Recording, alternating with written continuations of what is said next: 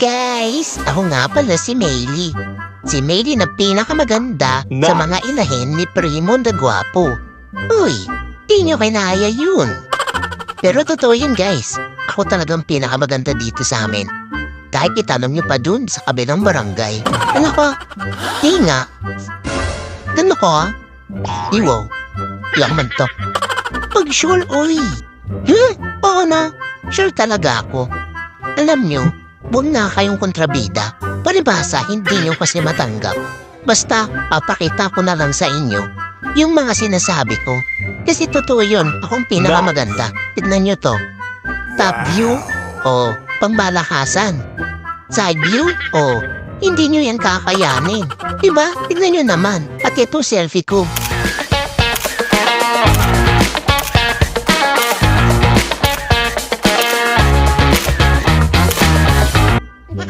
Alam mo, Bailey.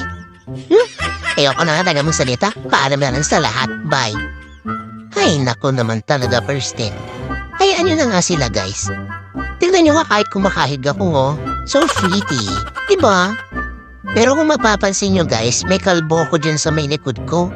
Dahil yan dun sa dati kong asawa. Pero wala na siya. Nandito na kami ngayon kay Primo. At nagpapasalamat talaga kami kay Primo. Uy! Ang pugi nyon, char. Pero papasalamat talaga kami dyan kay Primo. Kasi inaalagaan kami niyan kahit tagi namin tinataguan. Kapag kumakawala kami dito sa kulungan, tumatakbo na agad kami yan, hindi kami nahabol. Pero mabait yan si Primo. Tignan nyo naman ako, tumutubo na unti-unti yung balahibo ko sa likod.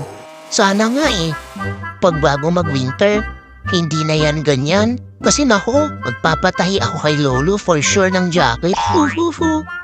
Pero subukan no, tagang kumontra ng mga te. Na akong pinakamaganda dito, bugbuklos talaga yan. Kala nila, kontrabida yarn. Pero yun lang, bye!